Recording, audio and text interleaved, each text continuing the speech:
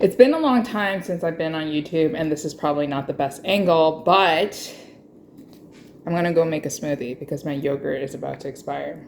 Ooh, okay, so my yogurt already has mold in it. So we're just gonna ignore that. We're not gonna eat that now because that's disgusting. And we're gonna go get another container that I bought recently. Okay, let's talk about why I have disappeared from booktube for about a month. Not that anybody really cares, but if you do care, I disappeared from booktube for a whole month. And mostly because I just wanted to take a break, I felt like. I think I was just burnt out and exhausted. Honestly, there was just like a lot that was going into content creation, and the idea of editing like videos all the time on the weekend wasn't something that I desired anymore, and it wasn't something that I thought was interesting. So I just decided to say, what if I just decided to take a break and read whatever the F I want with no repercussions, like with no thought of, no offense, but updating you guys on what I was reading and only reading it for myself, truly. Well, what actually ended up happening was I read For Joy, which was great, and I didn't have to think about, oh, are these books going to garner attention? Are these going to garner views? I didn't want to edit anymore on the weekends. Like, I would film videos and edit on the weekends, and it would take up so much of my time, and it was like very draining, and it wasn't like I was making like a ton of money from YouTube. I only make maybe like $100 every 2 months off YouTube. So clearly it wasn't something that was a great side hustle that would like make me a lot of side change so that I can like use it towards fun things. Like, it literally was just taking up time in my life that I could be using and spending on reading books, watching movies, or hanging out with friends. So you can see why I was kind of like not that excited to make content. Anyways, so I decided to just kind of take a break, and I wanted to take a break for as long as I felt like it, and I ended up taking a 1 month break. It was a month of September where I didn't really upload any videos at all, and to be honest, it felt really good. It felt really good to not read books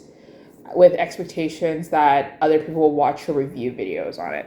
Like, I hate it, or I don't hate it, but like I don't like it when people say, yeah, like booktube influenced me to read certain genres and certain books, but I just want to read books that are like for me and the books that interest me. Like, I don't like that because I'm a mood reader. Like, I'm a hipster where I just don't like what people like in general, and I'm like the opposite way. So I was never like that, but like I felt myself like think about if this book would even garner attention on booktube, if people would even click on the video if I read this book.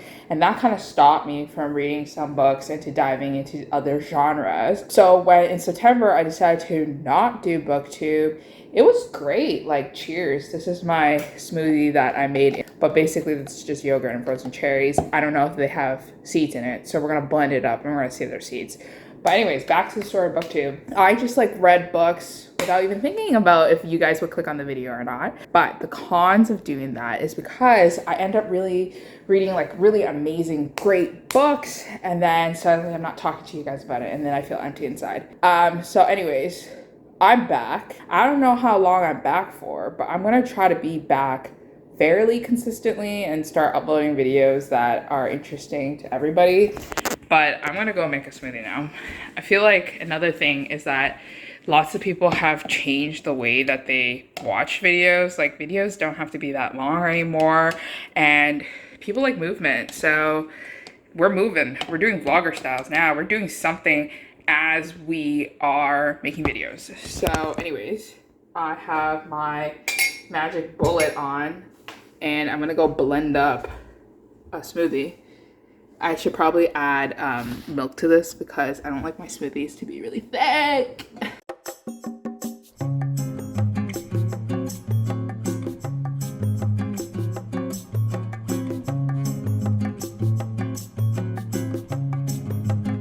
Alright, so clearly this video isn't going to be filled with the best angles, but I just want to quickly give you guys a book update. So y'all know me, I love my historical romances, and I decided to pick a kind of new to me author. I read one book by her before and I liked it. It was enjoyable, but I didn't really like love it so much that I had to dive into her backlist.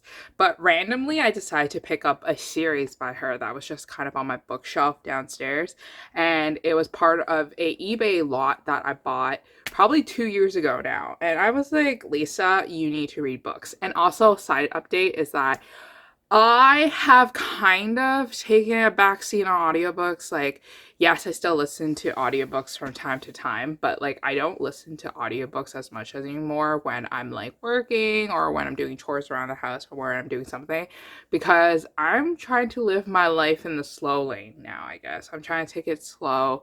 I don't want to rush myself into things. I want to enjoy the moment a lot, and I find myself focusing obviously a lot better when I'm actually reading the book in physical format and in my hand. So I was really impressed with myself that after like many years of reading books through audiobooks, like for the majority of the time, I was able to sit down and actually read a whole quartet in a month. So I read one book a week. Obviously a slower reader when I'm a physical reader because I don't have as much time to kind of sit down and concentrate and to commit to a book, but I still managed to finish 4 books and I'm very proud of it, and I actually really enjoyed the series, so it wasn't even like a pain and it wasn't even like me forcing myself to read it so I could film a video. It was literally me just enjoying it. So the first book in the series from Victoria Alexander is called A Little Bit Wicked, and this one is very like different from all the historical romances that I've read. I feel like this whole series involves characters that don't fit the stereotype and don't fit the character that we are so accustomed to when we read historical romances. Like our heroines are like really feminists in nature, and they are very ahead of their times with their thinking. And if you love those kind of stories, if you love those kind of narratives with the heroines kind of always like fighting back and always like questioning the hero, and then the hero being like, I have no good answer for that, and it's very like stimulating like that, and I think you would really like the series. So A Little Bit Wicked follows something like that, where our heroine was actually married to someone prior. You know, she loved him, she had a great relationship with him, but then he ended up dying, and then she was just like, well, you know what, after that I'm not really gonna go take up another relationship. I don't want to get married anymore. I want to be independent. I want to be a free woman. You know, I was restricted a lot in my marriage and I want to do what's good for me. So she decides to kind of just make a reputation for herself, and it's not a bad reputation at all. She is just like, you know, finding pursuers, and then she's just having fun with them, and it's like these like long carried out sessions. So like they're dating for like a long period of time, they're having fun, but like she never lets herself get attached to anybody, and there's a reason why. And she has like that attachment avoidant style where she like, as soon as she feels like she's attached to this person, she lets them go and she ends a relationship.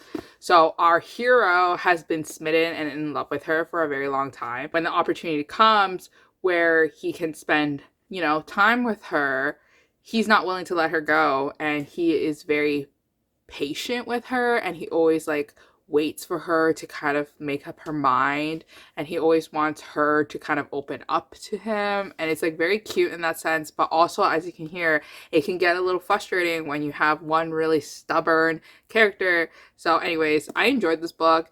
I didn't love it as much as I loved the other books, but I still loved it enough so that I can continue the rest of the series. I think I gave this one a 3.5 out of 5 stars. Okay, so this one is a marriage of convenience trope. This one's called What a Lady Wants. And essentially, it's not really a marriage convenience, but it's kind of like marriage convenience. So basically what essentially happens is that our heroine, she's very bookish smart. She really likes astronomy. She really likes space. But then because she's a woman, you know, her research, her work that she does is never going to be accredited for. And it sucks. But she still does it because that's one of her true passions. And one day while she's kind of like stargazing, she sees like shooting stars, and she makes a wish, and she wishes for something adventurous. She wishes for something extravagant. She wishes for something that will take her out of the mundaneness of her life. And there she spots a man climbing over the hedge in her family's backyard garden. And he's like kind of like running shirtless, carrying his clothes, losing items of his clothing. And he clearly has just been trying to escape from like his mistress or like from someone that he's having an affair with, and somebody's chasing after him. So now he's just kind of like dodging bullets, dodging people because he doesn't want to get shot, and nor does he want to get found out. So he ends up climbing over her hedge, and then she spots him, and then she has a conversation with him, and then he's like, okay, well, if you're so smart, then like, tell me how I should escape. And then he ends up climbing up to her bedroom, climbs through the window, and has this whole conversation with her. So he doesn't really know her identity, and it's only until like the next couple of days where they go to a ball does he realize who the girl is, and he finally realizes that this girl is of age and that he can pursue her. But then he knows that she has marriage in mind, and he does not want to get married. I also forgot to mention like that this whole quartet is under the premise that these 4 men who are best friends are making a bet on who would marry last. So obviously the first guy failed, and then this one, he's like, well, I'm not going to fail this bet. So he tries to stay away from her, but she is like obsessed with him, so she fell first, and she's always kind of like there following him around and like trying to get to know him and like try to be discreet about it. So it was very angsty, and she was just over it. She's a feminist, she's over this chasing now. She doesn't want to chase anymore, she wants to be chased. So this book was so good. It was so emotional. I don't know why, but I was like bawling my eyes out towards like the last 25% of this book, and I was like crying so hard. It was one of my favorite historical romances that I read this year. I gave it 5 out of 5 stars. It's definitely something that I would recommend you read. And if you follow me on Instagram, I actually uploaded stories on talking about this book and how much I loved it. There's a truck. All right, the truck stopped. So this one's kind of like a mistaken identity trope where our heroine does not want to get married off to some random ass man. So, and especially because he's American too. So she wants to investigate who this person is and if he is a good person. And she wants to marry for love, but she doesn't want to look silly. Anyways, so she disguises herself as her own companion, and she wants to go ask his companions about him and wants to get to know him, but she misunderstands the whole situation, and she ends up pretending to be her companion while actually speaking to her fiance, and her fiance is also pretending to be his own companion. So they both kind of are hiding their identities from each other, and then they end up spending a lot of time with each other because they're talking back and forth about themselves really, and they end up falling in love with each other. But then they know that they can't do that, or at least until they find out who their true identities are. And they know that they can't do that because it's getting more and more complicated, and it's getting more and more unfair for their respective fiancés. So it gets like angsty, and like towards like the whole middle of the book, it was all about like lying and deceit. So if you're not a fan of like lying and deceit in your novels, then it's gonna get kind of frustrating and very hard to read because it's not fun to build a relationship off of lying and deceit. But regardless, I still really enjoyed it. I thought the couple itself was actually like really cute. Like they were just so loving and adoring to each other. They were perfect. We have this American who was really set and determined to build a railroad and to connect these railroads and to like make transportation of goods and people accessible in America. And he needs a wife so that he can bring them home, and then he needs this relationship so that he can have more money to fund the project because she has like a lot of money. And it was really, really sweet, and it was really cute, even though the lying deceit part took way too long for us to kind of like see them realize it. But anyways, I still really enjoyed it, and I gave this one a 4 out of 5 stars. I didn't like it as much as the second book, but it was still a very cute read. Okay, so the last book in the series is called Seduction of a Proper Gentleman, and this is amnesia trope. So if you're a fan of those, then you're gonna have to love this one. So this one involves our heroine who has been married before, and then her husband dies, and then she's just like, okay, like I think the family curse is real, because basically a long time ago this couple was supposed to unite these two families together, but then they didn't love each other, and then they separated, and then there was said to be a curse between the two family lines. So basically both family lines will end because they ruined that one marriage many years ago. So she is set and determined to marry this last guy in the lineage so that they can like kind of fix their family line. What ends up happening is that she loses her memory from an accident. Like, she falls on her head, and then boom, she forgets everything. But they drag her body, I know, to his house because she like kind of like fell on like near his house or something. I don't even know. And then he is very suspicious of her from the start because he's the last man standing in his friendship group of who didn't get married, and he won really the bet. But he's also very suspicious because, you know, he is an eligible bachelor and a lot of people are willing to do a lot of crazy things to marry him. So he doesn't want this beautiful lady in his house, but his mom insists, and she is not really nice to him at all because he's not really nice to her. So it's kind of like an enemies to lovers romance until they kind of spend more time with each other to try to help regain her memory. And it's that when, you know, lust grows into a crush grows into a love. And it was really good. It was really great. I think the thing is that this book had some magical realism to it because there was like magic involved between like the two families kind of breaking apart, and there was a curse. So that was kind of silly in a way, but overall I still enjoyed it. I think I gave this one probably like a 4 out of 5 stars again. I think like out of the two, I think I like Secrets of a Proper Lady best, and then this one like the last. But out of the whole series, the first one starts off the weakest, and then from then it gets on really good.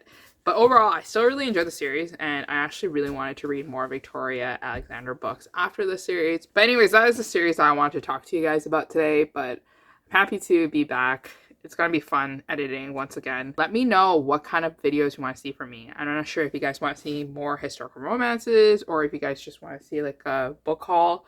I'm kind of sitting in my hallway and like basically all those books I never hauled. So I don't know if you guys want to see it. If you guys want to see it, let me know. And I'll see you guys again next time in a new video with hopefully more interesting content. Bye.